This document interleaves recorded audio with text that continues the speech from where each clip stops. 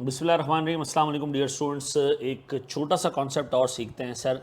NPV calculate करना सीखते हैं नेट ऑफ टैक्स मेथड से। ठीक है जी, एक ग्रॉस मेथड है कैश फ्लोज का, एक नेट ऑफ टैक्स मेथड है, दोनों से एनपीवी कैलकुलेट करना सीखते हैं। ठीक है जी। जो अभी तक हम मेथड यूज़ करते आ रहे हैं वो ग्रॉस मेथड है, ग्रॉस कैश फ्लोज का मेथड है। अब जो हम सीखने जा रहे हैं सर वो नेट कैश फ्लोज का मेथड है, net of tax cash flows का मेथड है। दोनों मेथड आपके सामने रखूंगा, आराम आराम से एक क्वेश्चन सॉल्व करूंगा। सर एक क्वेश्चन, इसमें इनिशियल आउटले 4.5 लाख रुपए का, 4.5 लाख रुपए का हमने को फिक्स एसेट खरीदना होगा। तीनों 4 साल सर चलेगा ये एसेट, 4 सालों की सेल्स, 4 सालों की वेरिएबल कॉस्ट और 4 सालों की फिक्स कॉस्ट मुझे दी हुई है। ये fix cost other than depreciation है। रेजल वैल्यू जो है वो एसेट की 2 लाख रुपए है। लीज ये इसके लाइफ के एंड पे स्ट्रेट लाइन बेसिस पर हमने डेप्रिसिएशन बुक करना है। 30% का सर हमारा टैक्स रेट है और सर हमारा डिस्काउंट रेट 15% का है। लाइफ ऑफ द प्रोजेक्ट 4 साल है। एनपीवी निकालनी है सर। मैं सबसे पहला मेथड यूज़ कर रहा हूँ ग्रॉस कैश फ्लोज मेथड। देखिए ग्रॉस कैश फ्लोज हम करते हुए आ रहे हैं अभी तक। जो मेथड अभी तक हमने यूज़ किया, this is called the gross cash flow method. आए ज़रा देखें जनाब, 0 1 2 3 4 4 साल का प्रोजेक्ट है सर हमारा। और इन 4 सालों में मेरे प्यारे बच्चों, चूंकि टैक्स गिवन है तो हमने सबसे पहले प्रॉफिट कैलकुलेट करना होगा। तो हमारे पास सर सबसे पहले आ रहा है सेल्स। गौर से देखना, सेल्स सर हमें 4 सालों की ऑलरेडी गिवन है, 2.65। दूसरे साल की सर मैं ऊपर जाके लिंक कर रहा हूँ 3.10। तीसरे साल की सर मैं लिंक कर रहा हूँ, ये कोई गालिबन 4.25 है। और चौथे साल की सेल्स मेरे पास है 3,20,000। डन। ये आ गई मेरी सेल्स। वेरिएबल कॉस्ट में ले लेता हूँ सर। बड़ा बेसिक सा मेथड है लेकिन आगे बहुत सारी जगहों पे ये मेथड हमने इस्तेमाल करना है एनपीवी कैलकुलेट करने के लिए। 79,500 सर मेरे पास फिर आ रहा है कोई 93,000 मेरे बच्चों। फिर मेरे पास जो कैश फ्लो आ रहा है वो 1,27,500 का है। और फिर मेरे पास वेरिएबल कॉस्ट आखिरी साल 96,000 की है। फिर सर फिक्स कॉस्ट मेरे पास जो है वो लगातार 50,000 रुपये की है, तो ये मैं ऐसे ही डाल देता हूँ सर। फिर डेप्रिसिएशन है, वो भी स्ट्रेट लाइन मेथड वैसे, स्ट्रेट लाइन डेप्रिसिएशन। सर मेरे पास 4.5 लाख का एसेट है, एंड में 2 लाख का बचेगा। ठीक है जी, रेजल वैल्यू एंड में 2 लाख है, तो 4.5 लाख का एसेट 2 लाख एंड में बचेगा, तो 2.5 लाख रुपए टोटल डेप्रिसिएशन बुक होना है मेरा। ठीक है, तो मैं 2.5 लाख को स्प्रेड आउट कर रहा हूँ 4 सालों पे। ठीक है जी, 2.5 लाख को स्प्रेड आउट कर रहा हूँ 4 सालों पे। सर ये मेरा डेप्रिसिएशन आ गया, मैंने 4 सालों का डेप्रिसिएशन ले लिया सर। फिर मेरे प्यारे बच्चों मैं ले रहा हूँ सर प्रॉफिट बिफोर टैक्स, है ना जी। This is profit before tax, मैं इसको नाम दे देता हूँ प्रॉफिट बिफोर टैक्स। अब देखिए मैंने प्रॉफिट बिफोर टैक्स के लिए क्या किया, सेल्स ले ली, वेरिएबल कॉस्ट ली, सारी फिक्स कॉस्ट माइनस की, स्ट्रेट लाइन बेसिस पे मैंने 2.5 लाख रुपए का डेप्रिसिएशन 4 सालों में स्प्रेड आउट कर दिया। अब मैं ले रहा हूँ यहाँ टैक्स 30% के हिसाब से।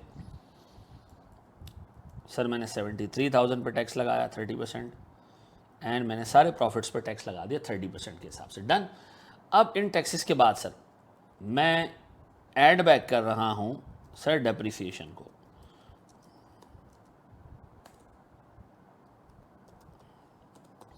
ऐड बैक कर रहा हूँ सर, मेरे पास डेप्रिसिएशन 62,500 थी। अच्छा, इस डेप्रिसिएशन का फ़ायदा क्या हुआ अगर लेस करके दोबारा ऐड बैक कर दिया?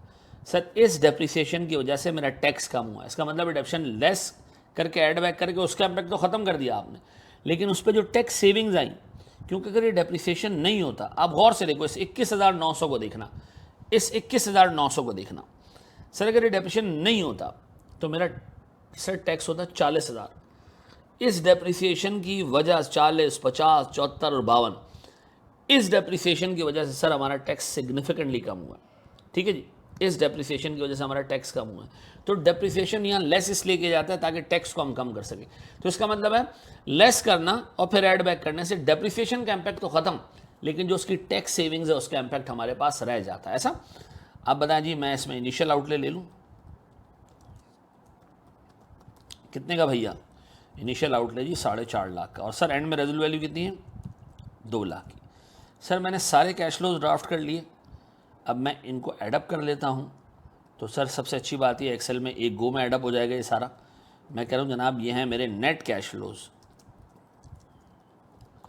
इन नेट कैश फ्लोज की प्रेजेंट वैल्यू मेरे प्यारे बच्चों में ले रहा हूँ 15% से। ठीक है, 15% से। तो अगर मैं इसकी प्रेजेंट वैल्यू लेता हूँ सर 15% से, तो मेरे पास 4.5 लाख डिवाइडेड बाय 1.15, यानी 15% रेस टू द पावर 0, ठीक है। इसी तरह sir 1,13,600 divided by 1.15 raise to the power 1, ठीक है जी। इसी तरह sir 1,35,000 divided by 1.15 raise to the power 2, ठीक है जी। और इसी तरह 1,92 1.15 raise to the power 3 and sir मेरे पास चौथे में भी सर मैं चाहता तो एक गो में ये सारा फंक्शन भी लगा देता, लेकिन आपके लिए मैंने उसको आराम से कर दिया ताकि आपको भेजे में बात बैठ जाए। सर नेट प्रेजेंट वैल्यू कितनी आती है मेरे प्यारे बच्चों? ये आती है मेरे बच्चों 72,307 रुपये। आप यकीन करें अगर मैं इसको भी बैठ के सॉल्व कर रहा होता ना कागज़ और पेन से, तो यही सवाल और यही छोटा सा कॉन्सेप्ट आपके 30 मिनट खा जाता, ठीक है। ग्रॉस कैश फ्लो वाला मेथड है, हमें आता है, हमने कर लिया सर। अब हम इसको कंपेयर करने वाले हैं नेट कैश फ्लोज के मेथड से, ठीक है। देखिए नेट कैश फ्लोज क्या है? नेट कैश फ्लोज ये कि भैया ये जो तुमने एक लाइन लगाई है ना इधर, ये वाली जो लाइन है, ये जो लाइन डेप्रिसिएशन के जो लाइन लगी है, ये एक कटर है। जो चीज़ ऊपर से नीचे आती है 30% कट जाने के बाद बाकी नीचे जाती है, ठीक है जी। तो हम एक काम करते हैं, बजाय हम ग्रॉस कैश फ्लोज रखें, हम हर एक कैश फ्लो को जो कि हमारा इनकम और एक्सपेंस है नेट ऑफ टैक्स कर देते। जैसे मिसाल के तौर पर हमारी सेल्स है, हमने कहा जी ईयर 1 की सेल्स है कितनी, 2,65,000, इस पर ये एक इनकम है, ये जाएगा प्रॉफिट में ऐड हो जाएगा, प्रॉफिट में ऐड हो गया तो उस पर टैक्स लगेगा। तो हम एक काम करते हैं, इसको मल्टीप्लाई कर देते हैं, इसको मल्टीप्लाई कर देते हैं कितने से, 70% से, यानी इसको नेट ऑफ टैक्स कर देते हैं। नेट ऑफ टैक्स करने से क्या होगा, ये रिड्यूस हो जाएगा, ठीक है जी। अब इस सेल्स में ये प्रॉफिट में जाके लगता, प्रॉफिट बढ़ता, आपको टैक्स देना पड़ता, हमने इसको यही नेट ऑफ टैक्स कर दिया, नेट ऑफ टैक्स कर दिया। फिर अब सेकेंड ईयर में सर अगर मैं देखूँ तो मेरे पास 3,10,000 मल्टीप्लाई बाय सर 70%, ठीक है जी। सर इसी तरह सर मेरे पास जो अगले साल की सेल्स है वो कितनी है भैया, 4,25,000। तो मैं काम करता हूँ जी 4,25,000 मल्टीप्लाई बाय 70%, ठीक है जी। फिर मेरे पास सर चौथे साल की सेल्स कितनी है सर, 3,20,000 मल्टीप्लाई बाय 70%। सारी सेल्स हमने नेट ऑफ टैक्स कर दी। आप वेरिएबल कॉस्ट को भी नेट ऑफ टैक्स कर दें, क्यों? क्योंकि एफबीआर हर एक इनकम पे टैक्स लगाता है और हर एक एक्सपेंस पे आपको रिलीफ देता है। तो जो इनकम सेल्स थी सब पे टैक्स लगा दिया। अब आपने एफबीआर को कहा भाई इस सेल्स को कमाने के लिए हमने तो खर्चे भी किए, उस पर रिलीफ भी दो। तो एफबीआर ने कहा ठीक है जो खर्चा उस पर रिलीफ लेते जाओ।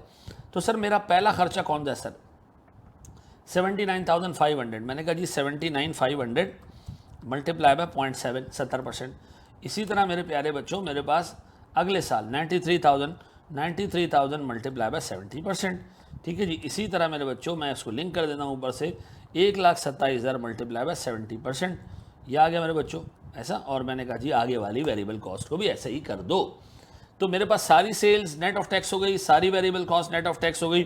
फिक्स कॉस्ट बड़ा आसान है, 50,000 रुपये का अमाउंट है, इस पर मैं एफबीआर को कहूँगा मुझे 30% का रिलीव दें, 70% सर मैंने यहाँ ले लिए, और ये चूंकि सारे सालों में कांस्टेंट है तो मैंने ऐसे लिया।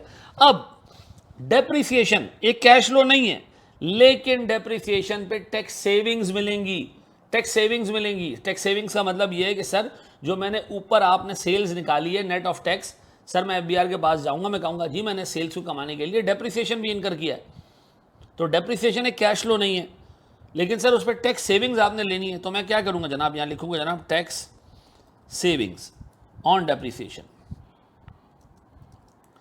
देखिए जो भी इनकम और एक्सपेंस होता है ना, एफबीआर इस इनकम पे सेल्स पे यहीं पे टैक्स काट लेगा, इस एक्सपेंस पे यहीं टैक्स काट लेगा, फिक्स कॉस्ट पे यहीं पर आपको रिलीफ दे देगा, ठीक है जी। लेकिन जो इनिशियल आउटले होता है उस पर डे 1 पे रिलीफ नहीं मिलता, वो एफबीआर कहता है इसको थोड़ा थोड़ा करके क्लेम करो मैं रिलीफ दे दूंगा। तो हम डेप्रिसिएशन के नाम पे उस इनिशियल आउटले को तोड़ देते हैं डिफरेंट पार्ट्स के अंदर, 7-8 हिस्सों में, 5 हिस्सों में, 4 हिस्सों में, और फिर उस पर एफबीआर से डिडक्शन क्लेम करते हैं। तो बताएं मेरे पास 62,500 का अगर डेप्रिसिएशन इस साल चार्ज हुआ तो उस पर रिलीफ कितना मिलेगा, 30% रिलीफ ऐसा।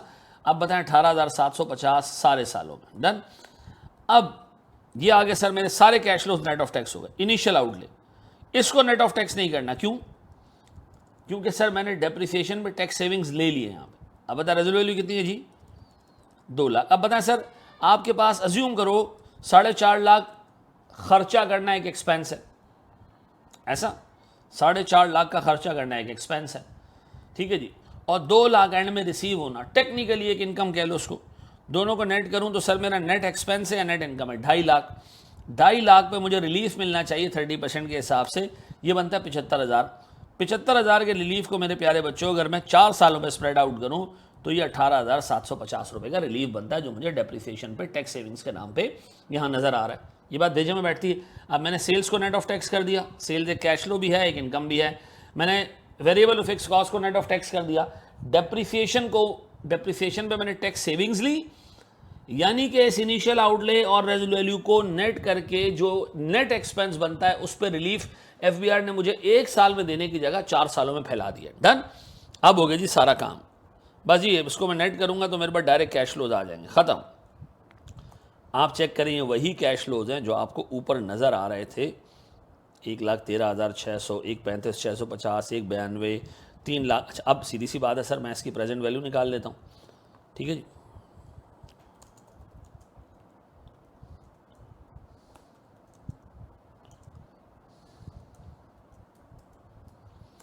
This divided by 1.15 raise to the power 0।